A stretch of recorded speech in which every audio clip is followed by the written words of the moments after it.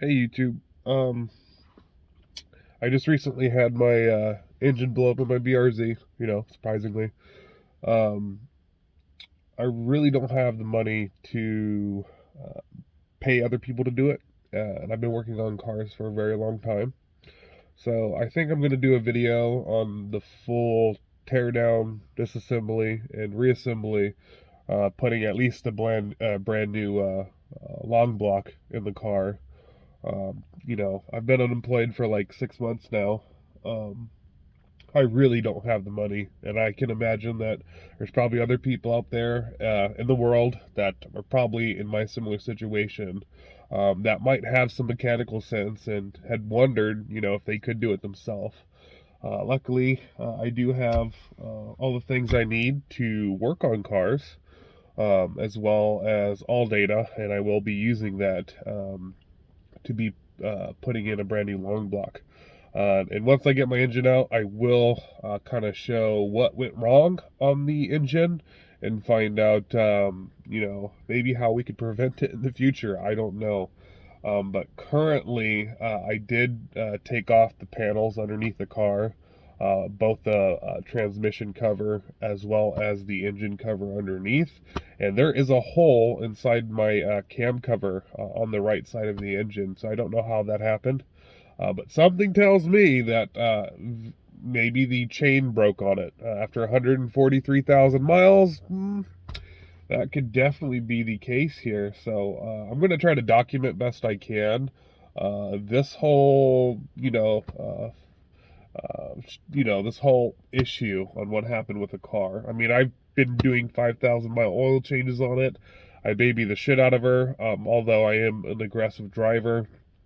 So didn't plan on her lasting too long with the way I drive, but little surprised that after 140,000 miles, she finally went. But yeah, stay tuned on my YouTube channel here. I'm going to try to document everything I can to show you how to take out the engine and put a new long block back in. But stay tuned for more. All right, one of the first things you want to do before removing an engine, definitely have to get your AC system evacuated. That's going to be one of the first things. Next thing you want to do, you want to make sure we drain all the engine coolant. So I'm going to go ahead, start by opening up this cap here. Obviously you don't want to do this when your car has been hot. You at least let it sit overnight. And then we're going to get up underneath this panel here, and just underneath here you actually have the bottom of your radiator. You can undo a cap, so I'm going to show you how we do that. Alright, so I'm underneath the car right now. We have this little access window that you can pull off. You pull on one side, comes right off. Got a few rocks under there. Right underneath, you have that little tab right here, and you're going to twist that tab and it's going to open up the bottom of that radiator. Once you have that opened up, it should drain out. Now there is a little part where you can hook up a hose, so if you want to make sure you keep things clean, you can actually hook up a hose there, have it come down here and bleed into your catch. We're going to do that right now. Alright, now that I got the coolant draining, as you can see, I've actually backed that butterfly valve all the way out so it can drain a little bit faster. Now we're going to remove this whole part right here, the engine coolant assembly unit. It is made out of plastic, and if you were to keep this thing in and you're backing that engine out and crack it, it's one more thing you'd end up having to buy. So I'm going to actually take these hose clamps off. I'm actually going to back these screws out and even take this part out as well. But I'm going to remove this whole part out by one unit. Alright, now that the assembly for the engine coolant is out, one tip that I can recommend, you might want to get yourself something like this, because sometimes those hoses like to stick themselves on, so you get around that hose and you move back and forth. It actually helps break that seal. As you can see, there's a lot of that hose material that gets stuck on there after being on there for so long, and that really makes removing those hoses a lot easier, because if you didn't have this, it would be a lot harder to move off. Now the next hose we'll be moving is going to be this one that's attached to that lower radiator point. Now do proceed with caution on this one, because I guarantee we have engine coolant in there. So I'm gonna move my bucket underneath there as I undo that clip that's right there, and then I'm gonna pull that hose off, and once I do, I'll have that bucket ready. Right, now that I had that lower radiator hose removed, as you can see, that's why I brought that bucket there, so we can catch the radiator fluid. And then, now before we start messing around with any of these fuel lines, because we will need to be disconnecting fuel lines when we remove the engine, we want to make sure we try to get as much of the fuel out. Now you can always reference your diagram here to show you which one's which. Now we're going to be removing that 20 amp fuel pump fuse. That's going to be this neon colored one right there. So I'm going to go ahead and remove that. Once that's removed, it will keep that fuel pump from being active. I'm going to then try to crank over my engine. Even though I know my engine's mechanically failed, it still cranks over, and that should help relieve a lot of that pressure that's in these fuel lines here, because the last thing you want to do is try to open those things up when they have a lot of pressure in there, and that will get you. So I'm going to go ahead and do that right now. All right, now that I have that 20 amp fuse removed for the fuel pump relay, I'm going to go ahead and get her cranked up. And then if your car is able to run, unlike mine, it will run. And then after a while, it'll start cutting out. After it cuts out, you want to try to keep starting the car until it just will not even start, or even try to attempt to start. After that, you know that a lot of the fuel pressure in the lines are gone, and that really helps save you from getting blasted in the face with fuel. But always be very careful when you do this. All right, I already started her once, and after she started, she ran for about 10 seconds. I'm going to keep doing this until, see, it's still wanting to start. There we go. Now she's not even going for it anymore, but you want to do this at least 2 to 3 times until all that fuel pressure is gone. And you know you pulled the right fuse when it will not start after a while. So we're good from here. Perfect. All right, another thing that I just did, me and my dad, we just removed the hood. Now technically you don't have to do that. You can actually set this thing up and have the hood propped up more by using the second pin on the hood latch. You do end up having to use this spot right here that you hook it into, but it allows you to prop the hood up to where you can remove the engine. Now obviously I did that because the California winds suck, so I'm not going to do that. There's the fuel pump relay. Now that we got that drained, our next part is going to be disconnecting the negative leads. So I'm going to actually disconnect both negative and positive, because from here on out we're not going to be doing much more with electricity. All right, I just took out the battery. Should be a straightforward process. You just unhook that. You take the 10 millimeters off these terminal leads. That's for the positive. This is for the negative, I believe. Don't quote me on that, always double check. And then, yeah, we just take that off. Next thing I'm gonna do, I'm gonna take off these strut tower reinforcement parts. I'm gonna take both of those off on both sides. And then we're gonna be working on the intake manifold track. And we're gonna make sure we start removing some of that, like the reverberation snorkel for the cabin noise. And I'll be doing that next. All right, a quick pro tip: anytime you remove a bolt, put it back where you can. That way you don't have to rely upon baggies and baggies of just random bolts. But as you can see, as soon as I removed that, I was able to put these screws back where they need to be. Make sure you put them on all the way so they don't hang up on any of the wiring.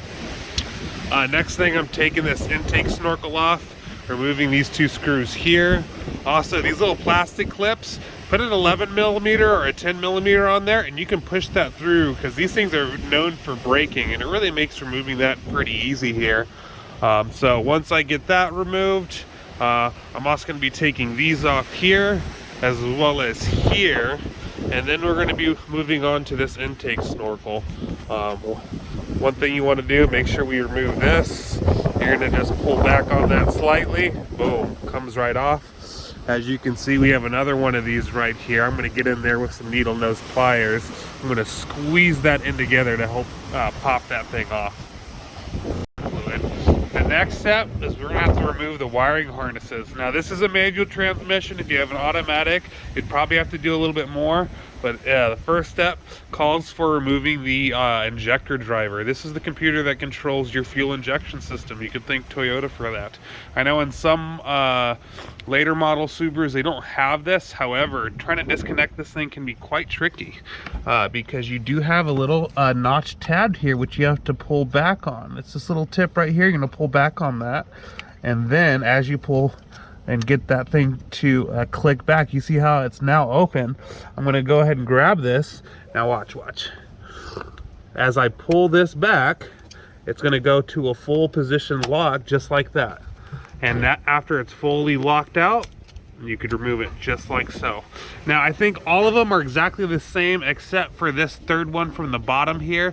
You just squeeze that one in and then pull out. But that's how you remove the injector driver. And there's going to be a bolt here, and there's one more at the bottom here that you're going to end up having to feel for it. But remove the harnesses first, then get onto that, okay?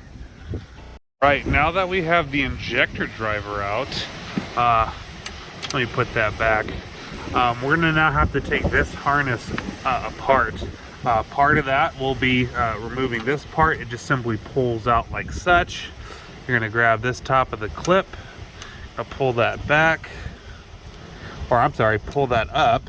There you go, and that comes off.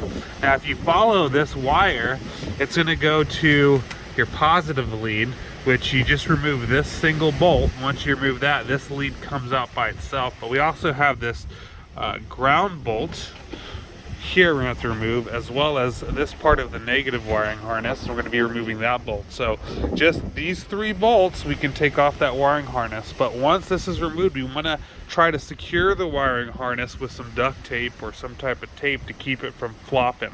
Because as soon as we lift this engine up, we don't want this thing getting caught up on anything. You do not want to have to end up doing wiring repair. Alright, next we're going to have to take off these wiring harnesses. Now, I already preemptively did that, but simply to remove the wiring harness, you're going to push down on that clip, and this thing's going to pop open that much. And as you pull this thing back, it will release this main wiring harness. This one here, you simply squeeze at that tip and pull out. Sometimes you have to wiggle it back and forth before it wants to be compliant. Same thing for this one. This one's going to be a squeeze. You're going to squeeze at this top bracket right here. Kind of hard to feel, but you'll feel it. And then once you squeeze that, it comes right off. But it's at that very tip. As you can see, I got a lot of oil on that. It's not too good. But with these 3 main wiring harnesses removed, you have this main body hookup right here. You have to push that in and pull out to get that removed. Now, as mentioned previously, I did remove the main connections to the positive and negative leads, and that's what that looks like on this harness here. We got the positive, the negative lead, and a couple other grounds. That was part of the grounded earth right there.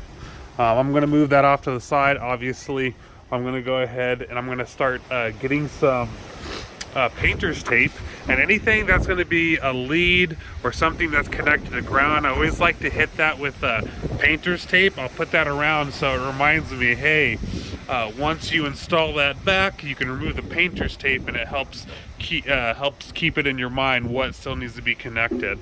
One of the other things I also removed, I traced this harness here just to make sure we weren't going to get caught up on anything.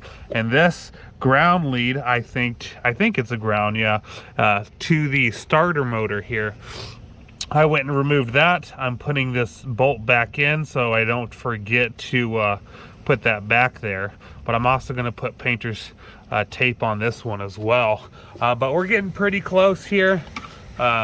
to actually getting this thing fully removed. There's going to be a few more things that we're going to have to take apart, like the AC system. I'm going to be doing that shortly for you. All right, next thing I'm doing, I'm going to try to remove the starter. However, when working on the bottom bolt, I got that out with no issue because I had a lot of room to work right here. This bolt, however, is in the way of the AC lines. So my next thing is I'm going to remove these AC lines.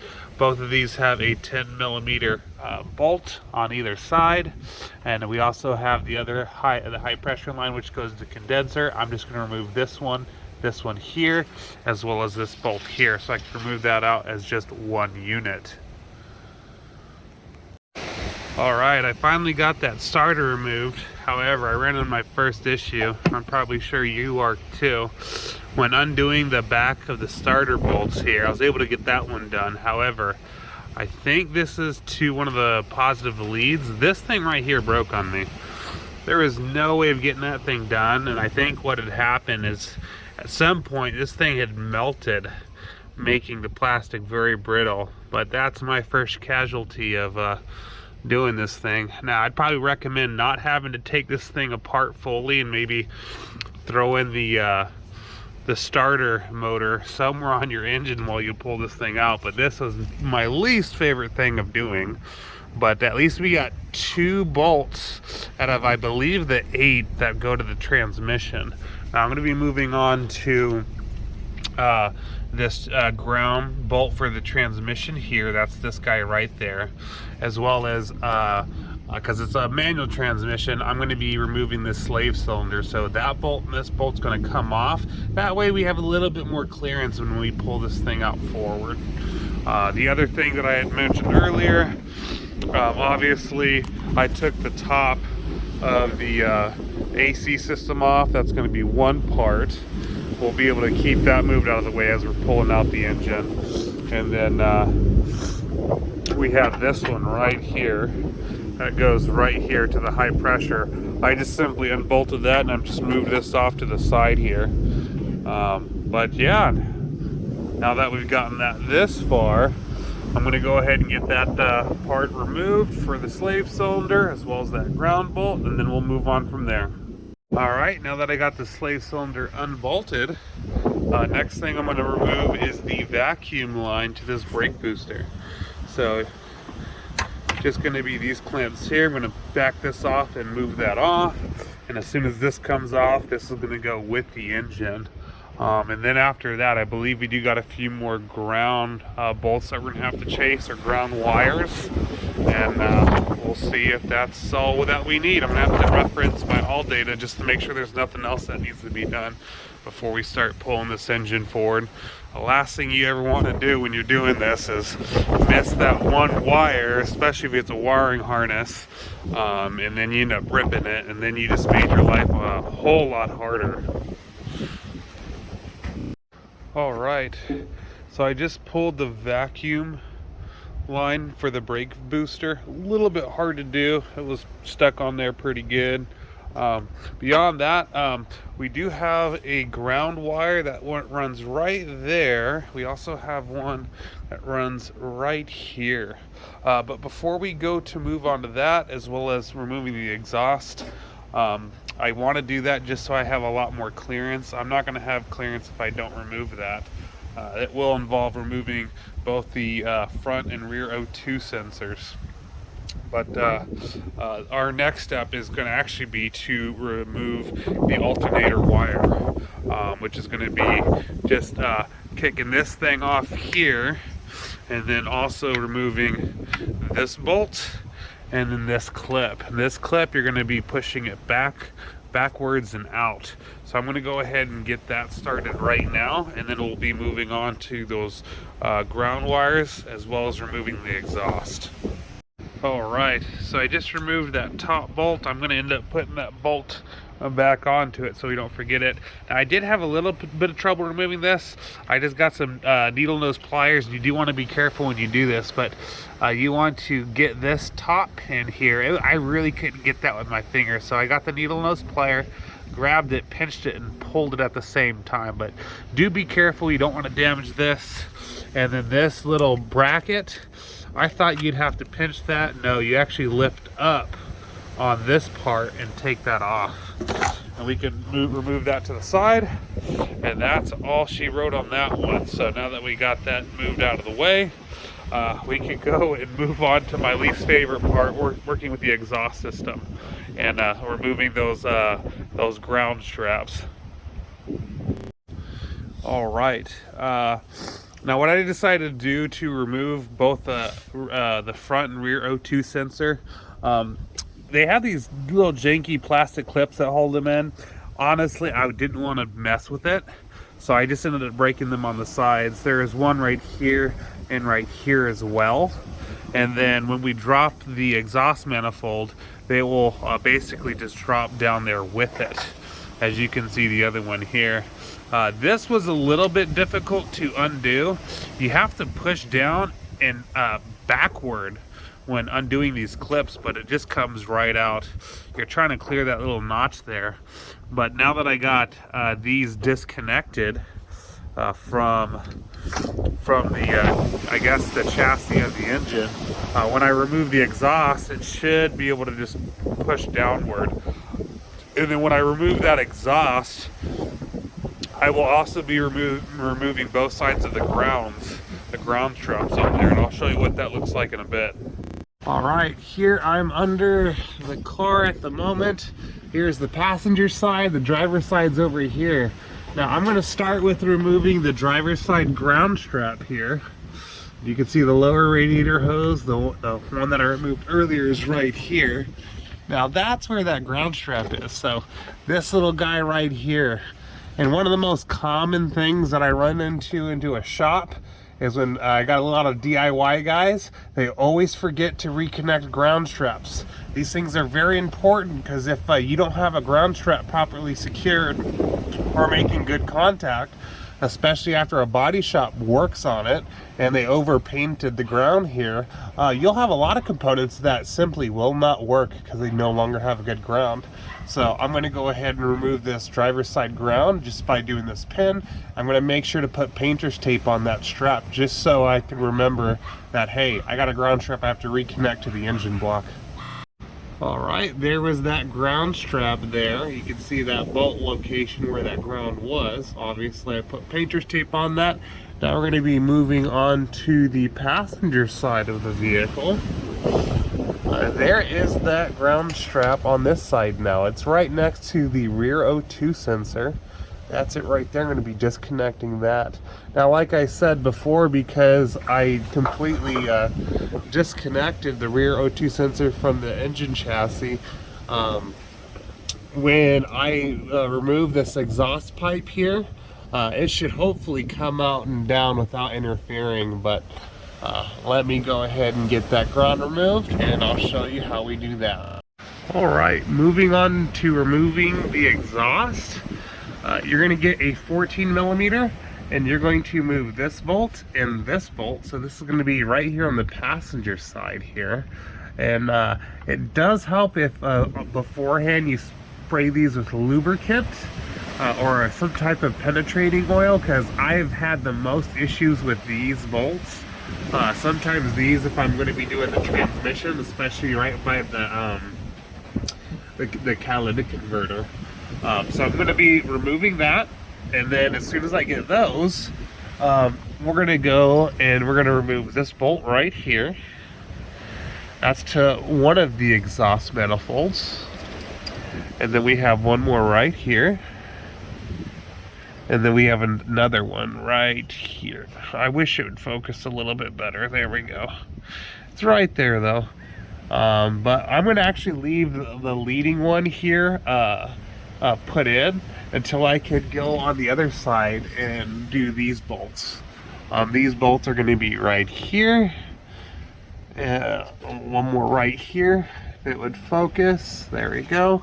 And then another one right here. These are all 14 millimeters. So I'm going to start with removing those bolts. Alright, I ran into my first problem with taking the exhaust out. Now, in order for me to pull this thing all the way out and down, I have to be able to move this bolt far enough this way in order for it to fully drop out, because as you can see, this has to come out this way. So what I'm going to end up doing, I'm going to follow this all the way back, and I'm going to see if I can't remove these ones. Now last time I did, I replaced my clutch, I had to snap these bolts. So I hope I don't have to do that this time, because it was not fun doing that. But I'm going to remove these. Hopefully this little J member here for the exhaust pipe I can kind of turn and give me enough of a clearance so that I can get this thing moved out of the way, and the rest of the exhaust manifold will drop. But I'm going to try that next. Alright, so I'm about to drop the intake manifold. I was not able to get this thing to clearance until I removed that exhaust pipe. So from the second cat all the way down to, I think, the resonating chamber, once I got that out of the way, with just those two bolts that do have springs on them, and this, I was able to actually pull that and get this thing pulled up far enough away to where it won't interfere when I try to drop the exhaust manifold. So I'm going to be doing that next, dropping the exhaust manifold. Alright, we just dropped the exhaust manifold. Now let me show you, now that I have a better look at what happened with my engine here. Obviously, you can see that it's been leaking pretty bad. This usually indicates a rear main seal, often. But it does look like that oil pan has started to seep. My main issue with all this oil has been that rear main seal. That's what's been making it the most dirty here. And you can see there's my flywheel. Those teeth are what the starter motor uses to turn over the engine. However, what started all of this was this right here. It might be a little bit hard to see there, but this is my cam cover. There's a crack here, and I think we had some type of mechanical failure. You can kind of see how that crack goes alongside there. Something happened where something cracked, and it just popped that can cover right off. And my first indication was my check engine light came on, and then smoke started coming out my hood, and I had to pull over and assess the situation. But yeah, that is what started all of this. So hopefully I'll be doing a teardown on this engine and find out what happened. My assumption is the timing chain must have failed. Either that, or it was the whole camshaft itself and the exhaust. But we're about to find out as soon as we pull this engine. Alright, exhaust manifold is out. All the O2 sensors are intact. Now, when I was going over just doing my my preliminary checks, if I can even say that right, one thing I forgot when I was looking at all the different areas of connections, besides obviously the fuel lines, the other one that we also have is the heater core. So I'm going to be removing the heater core here. I'm going to be taking those off and pulling those off, and it's going to come off with the engine. And then after that one, we're going to tackle removing these fuel lines. Alright, like I said, I went to remove the connections of the heater core. One more thing I'm doing in hindsight, this was the bracket for the intake. That's where the bottom bolt for the intake manifold goes. I'm going to go ahead and remove that, because I know as soon as this engine comes out, it's probably going to hit that, and I want as much room as possible to work. And I'm also probably going to take this thing out as well, because I can see this also interfering, especially at that little bottom end there. So I'm going to go ahead and remove that bracket there, as well as this coolant flow reservoir. Alright, I got that. Not as much clearance as I thought I would have off of this, but I did want to show you, there's like these little circle clamps that are for holding these harnesses, and the way that you open these things, you want to get like a pick like tool, and you're going to put something right between there, You're gonna lift up and out. Oop, that's too much, but that's kind of how you do it. Now, I went a little bit too much on there, but you just want to get in there and be able to press it down and go like that. And then as soon as you open that up, you can kind of move things off to the side there. But just wanted to show you what that was like. I'm really hoping that doesn't get too much in the way there. But I think we're pretty much good to go. Next, we're going to be tackling these fuel lines. All right, now before I remove these lines, we are going to be using picks. I was going to try to use this fuel remover kit, but because these little aluminum brackets have these little nubs here, it's going to make it hard. Now, in order to start off, we will have to locate these little ridges right here.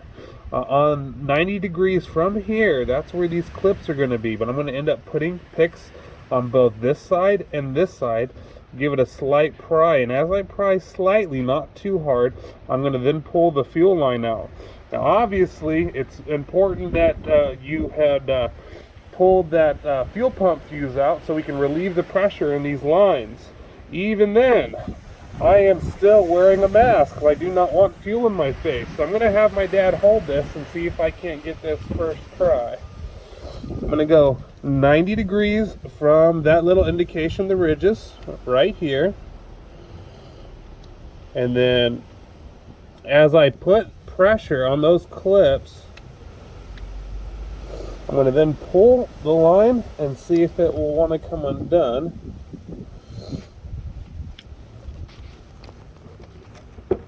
Nope.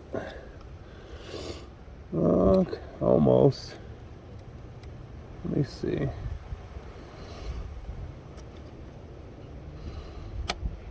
There we go. Go ahead and pull. There we go. Took it a little bit. Oh, there goes the gas. Should've got a rag for that one.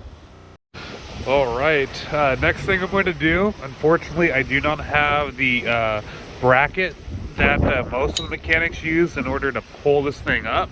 So what I'm going to do is I'm going to actually use this bolt right here in order to lift the engine. However, I'm going to have to take the serpentine belt off, as well as remove this whole AC compressor on this unit. So one of the first things is going to make sure we take this clip off here.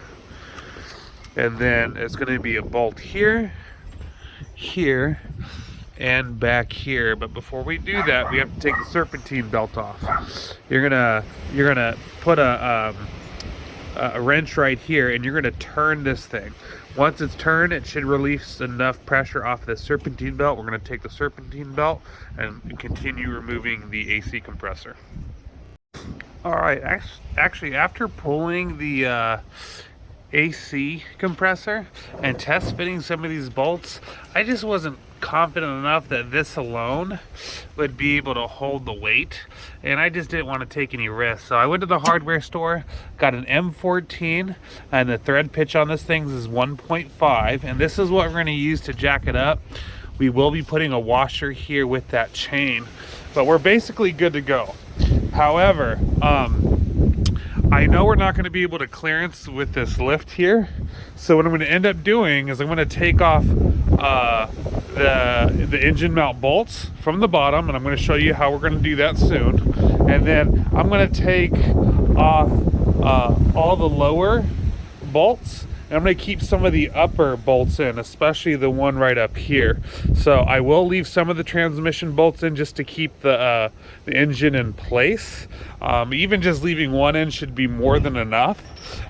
Naturally, this engine wants to tilt forward because it's being held together right at this line here. But as long as we keep one transmission bolt in, we should be okay. But I will undo those bottom engine mount bolts, and I'll get some of these lower transmission bolts out as well. So I'll get back to you on that shortly. All right.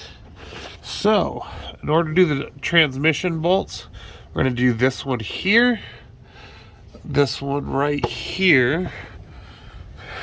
We have another bolt right here. Now earlier I had already got that bolt on the starter, and that bolt that's right up here, I did that from up top. Well, we're going to remove these bottom ones. I'm also going to remove this one here and this one, and we're going to leave that top bolt in, and then that's going to help keep the engine from scooting forward on us. And we're going to leave that one in up until we get the crane or the engine pick to hold it. We are going to end up having to drop the car off these jack stands before we pull the engine because we're not going to have enough clearance, so we'll have to do some finagling. Now your engine mounts are going to be right here and right here.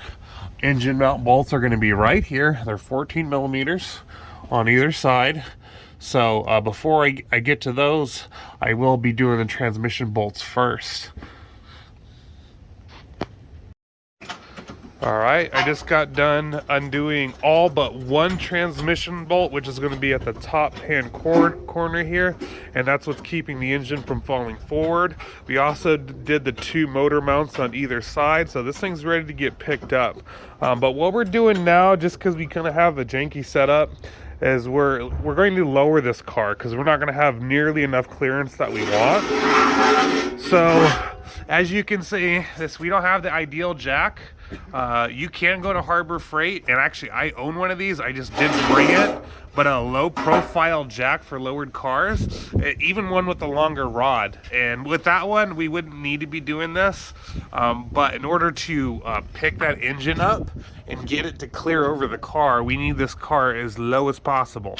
As you can see, because we have such a short jack here, we are having to lower it a small bit at a time.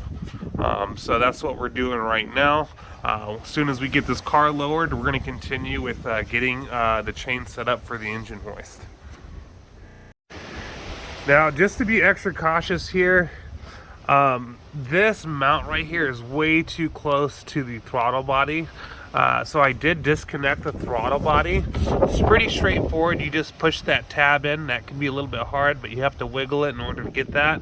I may even go as far as disconnecting the throttle body entirely. Actually, in fact, I think I'm just going to do that just to be safe. But I'll also be removing this. Now, you may not need to do that if you can put a piece of 2x4 in here to help keep the chain spaced, but sometimes that could be a bit janky. But we'll see how it looks like first. I won't commit to taking this off just yet, but we'll see what the chains look like as it starts getting tight. The last thing I want to do is crack this throttle body because these things are expensive. All right, so we have the chain put in. As you can see on this side, we got that M14 by 1.5. That's the thread pitch. I did put this wooden block between the intake manifold just so it didn't have that much stress on it.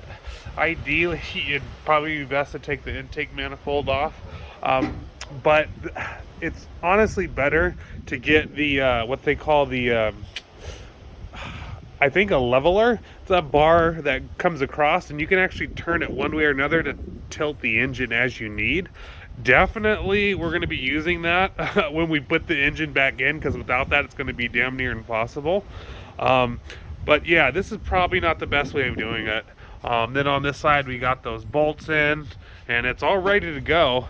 I'm going to go ahead and I'm going to loosen this last transmission bolt, and then once that's good, we should be able to pull this engine out. Now, the last thing that's very important, you do not want to mess this up. We need to make sure that we hold that transmission up, because if that thing's up by 2 inches, and as soon as it clears the transmission input shaft, it will want to drop. And the only thing that's going to hold that is your actual steering rack, and we don't want to crack that. So I'm going to put the jack underneath that side just to slightly hold it up, if not give us a little bit extra of a tilt so we have a little bit more clearance when we move that engine forward.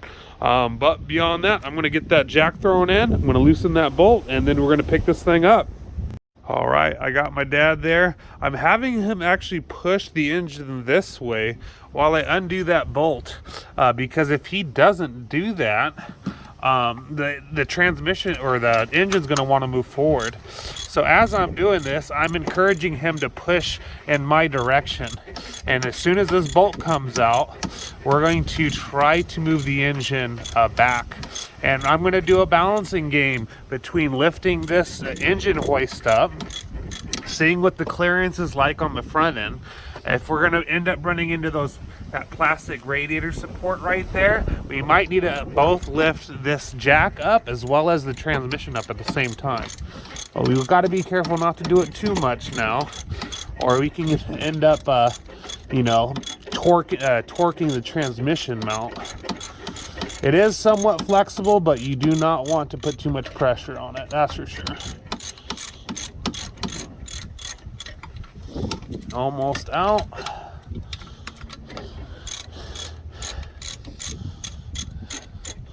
I think it's just about out. Let's see, come on.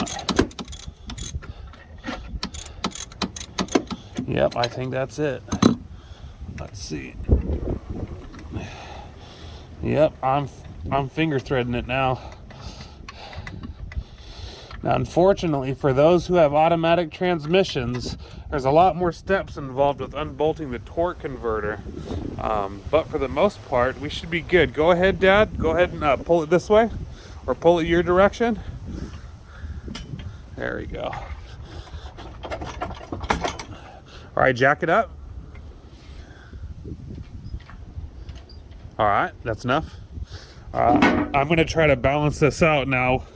Let me put this back here. Let's look underneath here. Let's see. Are we lifted a little bit? Yes, we are. I'm just going to lift until there's no more of a gap there. All right. Go ahead and pick it up a little bit more. All right, good. I think, yeah, we should be able to clear both that plastic piece there. Now what we're gonna do is we're gonna get a pry bar, and we're gonna pry on one side of the engine to the other until it wants to fully come out, but it should separate. All right, I am prying.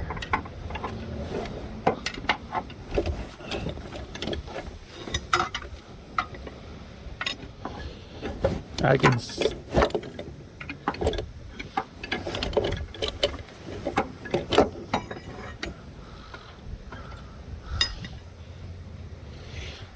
be nice if we could tilt the engine further back a little bit.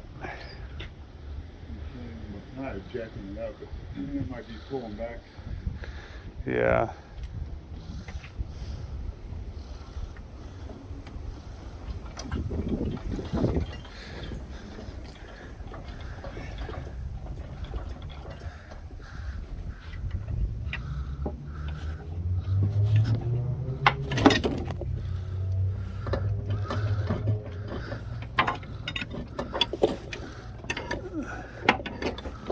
There we go. It's coming. It's bending a little. Yeah. Should I take it up more? No, we're good. Prying on this side. All right. Now you got to get on the other side real quick. Yeah. If we had the right chain on this, it wouldn't be this bad.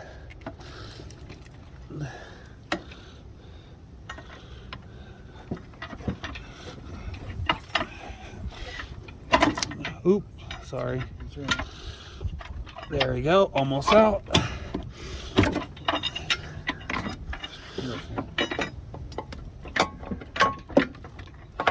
All right, Dad, go ahead and pull the engine your way a little bit more. All right.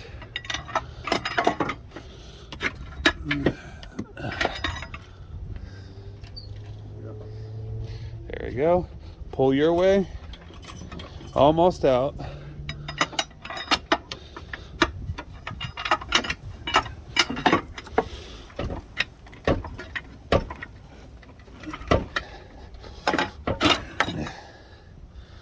Almost out. You know, Dad, go ahead and lower it just a little bit.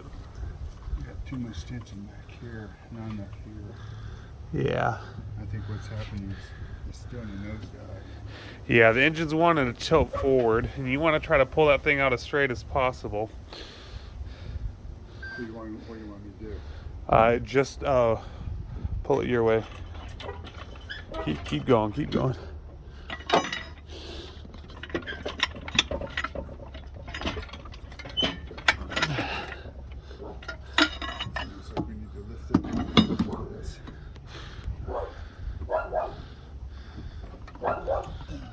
There you go. There's that old man wiry strength. There we go. All right, looks like we cleared it. Go ahead and jack it up, Dad. Yeah, so I can see right where the input shaft meets up with the bearing of the flywheel. We basically cleared it. All right, don't go up any higher. Well, we still got to come forward. Yeah, we still gotta. We just gotta pull the engine towards us. But wait, the transmission's gonna drop. Let me catch the transmission.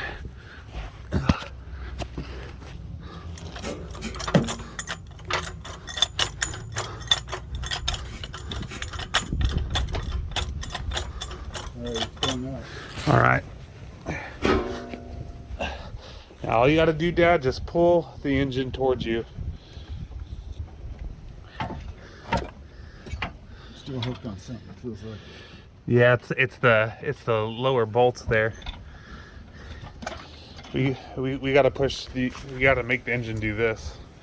This is where having the right tools for the job comes in handy. So you can see how we need to clear those threads. Yeah. What are those bolts? Are they still in there? Yeah, well those are the bottom bolts for the transmission. There we go. We finally got it out. Now we're getting really caught up on just because we didn't have a really good angle. Where these bottom holes right here, they're actually the only thing on the transmission that they're held on with nuts and not the bolts. And you can see here, we kind of damaged these a little bit. I mean, they're not too bad on the thread, but something like this you could bend very easily. And technically you could get a ratchet, you can take these out, back these out and replace these, but it's one thing, if you're not paying attention, you could end up breaking those off, or even worse, maybe cracking that part of your transmission. But yeah, we finally got it out. And then next time we jack up one of these things, we definitely want to get a balancer for this thing so we can have more articulation on how the transmission gets pulled, whether it's going to be more bottom heavy or top heavy, you know. But yeah, that's how we pulled the engine. All right, she's still leaking a little bit of coolant. As we were dragging her out, she started spitting out a little bit more coolant, so we got her put there. As you can see, how I told you earlier, we had a rear main seal leak. That's where all that oil's coming from. And I do have this Clutch Master single disc clutch on this car. I absolutely love Clutch Masters. They make a really good product, and I've used this thing for almost 78,000 miles, and it's still been a pretty good clutch. I definitely want to take this thing apart. Obviously, I'm going to have to take this thing off, and we could measure the clutch material on it and see how much life it still had on it, and then we can have that replaced potentially. A little bit of gouging here, but it's actually not that deep, so it was slipping a little bit on there. Let's see, and here's a better look at that damage. So right here we have a crack that goes all the way on this cam cover. How and why this happened, I'm not too sure, but this is a whole reason for me needing to pull the engine. Now it's probably salvageable. This block still might be good, but something's happened to the head. There's probably a good chance that something happened with that camshaft in there, and then potentially that piston kissed that valve, pushing and forcing it to come out. The weird thing was, I didn't hear any knocking noises. I didn't hear a loud bang at all that came from this, but you can see that crack almost comes up all the way up to here. So whatever happened, it was pretty violent.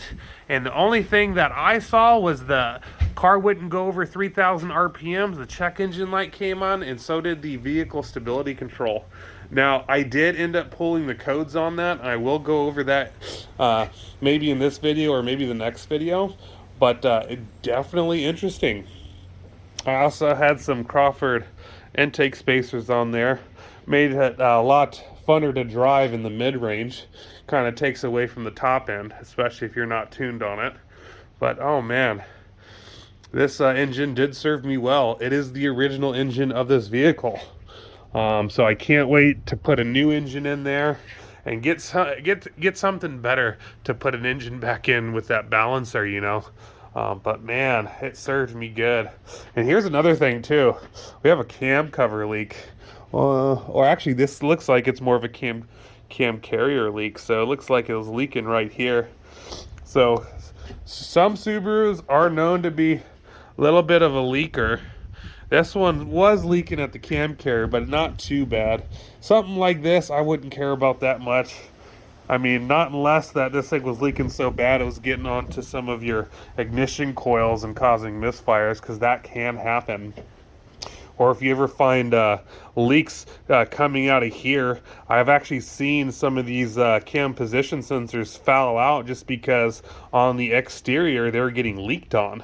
I've seen oil pull into these little areas here, or if someone ever forgot to tighten this thing and oil was spurting out of here, that's something you do not want to have.